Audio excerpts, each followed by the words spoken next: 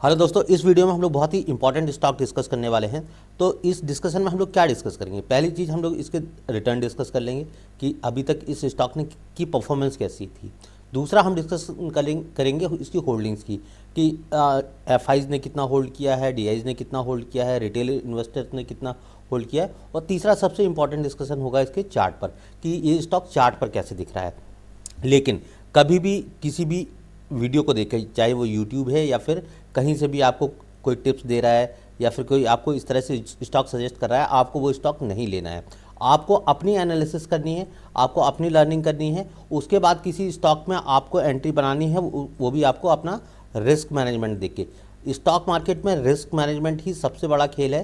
तो अगर आप रिस्क मैनेजमेंट जानते हैं तो आप स्टॉक मार्केट में कभी भी बड़े लॉसेस नहीं करने वाले हैं और आप स्टॉक मार्केट से पैसा कमा के ले जाएंगे। और स्टॉक मार्केट में पेशेंस रखना बहुत ही इंपॉर्टेंट चीज़ है। तो चलिए वीडियो शुरू करते हैं, देखते हैं इस स्टॉक ने हमें रिटर्न कैसे दिए हैं।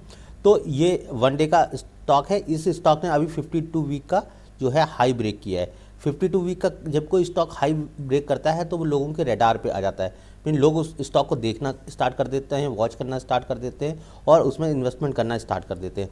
तो इम्पॉर्टेंट ये है कि ये सिर्फ 52 वीक का जो ब्रेकआउट है वो फेक ब्रेकआउट तो नहीं है।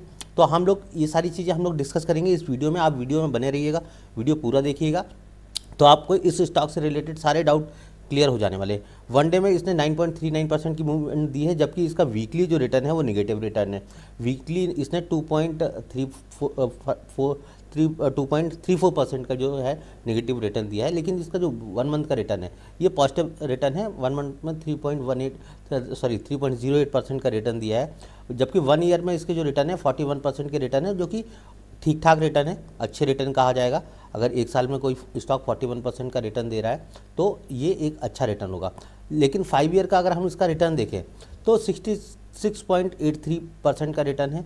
तो ओवरऑल इसका रिटर्न ठीक कहेंगे, लेकिन मार्केट ने जिस तरह की ग्रोथ दिखाई है, मार्केट जिस तरह से चला है इन 2-3 सालों के अंदर, तो उसके हिसाब से ये जो रिटर्न है वो लोगों को सेटिस्फाइड नहीं करेंगे कि 66% 83% के रिटर्न के लिए लगभग 50-60% के रिटर्न के लिए कोई स्टॉक मार्केट में नहीं आता है। लोग इस स्टॉक में इंटरेस्टेड भी नहीं रहते हैं। लेकिन अभी हाल ही में इस स्टॉक में हमें कुछ नई चीज़ें देखने को मिली हैं। वो नई चीज़ें हैं इसकी होल्डिंग्स में गजब का चेंज आया है।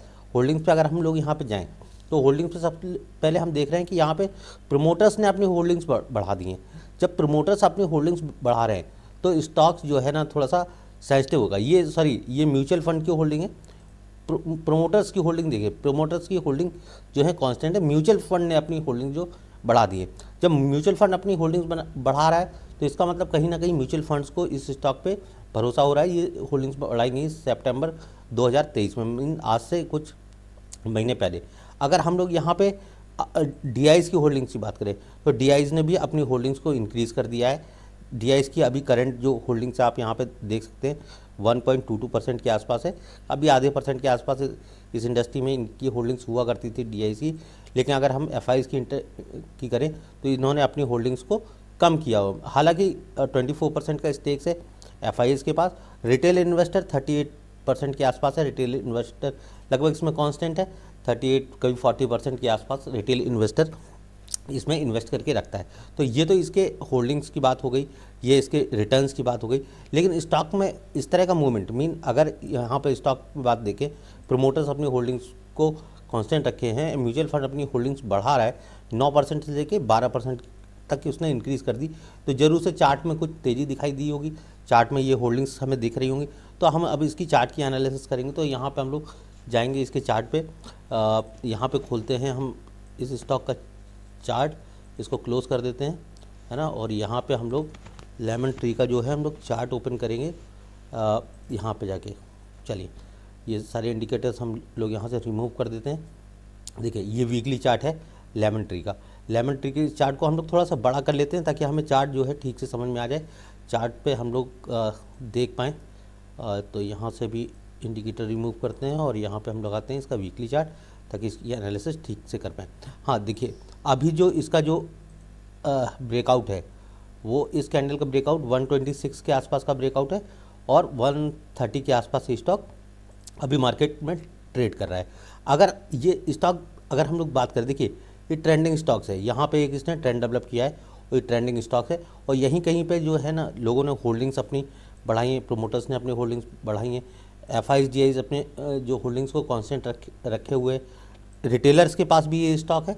तो कहीं ना कहीं ये स्टॉक अच्छा है, मीन हम लोग ये कह सकते हैं ये लॉन्ग टर्म इन्वेस्टमेंट में लोगों को अच्छे रिटर्न दे रहा है। ये स्टॉक कभी यहाँ पे 30 रुपीज़ के आसपास हुआ करता था, आज 130 रुपीज़ के आसपास जो है ट्रेड कर रहा है। 2021 में ये स्टॉक मीन 2030 तक इसने अच्छे खासे रिटर्न दिए हैं, कैपिटल को 2-3 गुना इसने कर दिया है। तो इस तरह का जो स्टॉक है, इस तरह का स्टॉक का मूवमेंट है, स्टॉक हम लोग ये कह सकते हैं ये स्टॉक है ट्रेंडिंग स्टॉक है, स्टॉक ट्रेंड कर रहा है ना, ट्रेंड कर रहा है तो स्टॉक लोगों की नज़र में है। तो आप इस स्टॉक में एंट्री और एग्जिट अगर आपको आ रहा है तो आप अपना प्राइस एक्शन देख लीजिए, आप अपना रिस्क मैनेजमेंट देख लीजिए, आप वो सारी चीज़ें देख लीजिए जो स्टॉक में एंट्री और एग्जिट के लिए आप यूज़ करते हैं। उस तरह से आप इस स्टॉक में अपनी एंट्री और एग्जिट के पॉइंट बना सकते हैं। आप अपना रिस्क मैनेजमेंट का जरूर ध्यान रखिएगा, क्योंकि बिना रिस्क मैनेजमेंट किए हुए आप स्टॉक मार्केट से पैसे नहीं कमा पाएंगे। ये मैं आपके पास दावा कर रहा हूँ, मैं कभी भी दावा नहीं करता हूँ कि आप स्टॉक मार्केट से पैसे कमा लेंगे। मैं हमेशा ये दावा करता हूँ कि आप स्टॉक मार्केट से पैसे नहीं कमा पाएंगे, क्योंकि ज़्यादातर लोग स्टॉक मार्केट में पैसे कमाते हैं, स्टॉक मार्केट से पैसे कमाते नहीं हैं।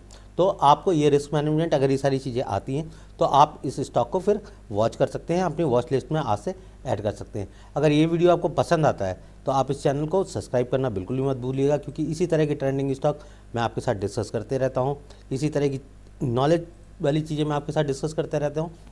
अगर चैनल को सब्सक्राइब नहीं किया तो सब्सक्राइब कर दीजिए, वीडियो पे कमेंट जरूर कर दीजिएगा, वीडियो को शेयर कर दीजिए और बेल आइकन प्रेस कर दीजिएगा, ताकि इस तरह की नोटिफिकेशन, इस तरह के वीडियो के नोटिफिकेशंस आपको मिलते रहें। बहुत बहुत धन्यवाद।